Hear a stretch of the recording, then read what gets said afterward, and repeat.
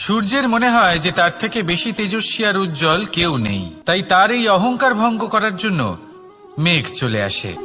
তারপর এই মেঘের অহংকার বেড়ে যায় যে তার থেকে বেশি ঘন আর কেউ নেই। তারপরে বাতাসের একটা প্রবল দমক আসে আর মেঘেদের ছিন্ন ভিন্ন করে দিয়ে চলে যায়। তখন বায়ুর অহংকার বেড়ে যায়, আরো ভাবে যে তার থেকে বেশি শক্তিশালী আর কেউ নেই। এই দমকা বাতাস যখন বিশাল এক পর্বতের সাথে ধাক্কা খায়, তখন সেই বাতাসের অহংকারও চূর্ণ বিচূর্ণ হয়ে যায়। পরে পর্বত ভাবে যে তার থেকে বেশি ধীর আর শক্তিশালী আর কেউ নেই।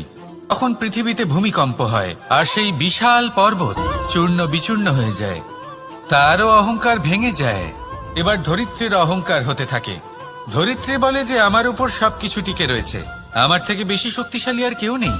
একটা ছোট্ট ইঁদুর আসে, মাটিতে গর্ত করে আর মাটি ধসিয়ে দেয়। ধরিত্রীর অহংকার ভেঙে যায়।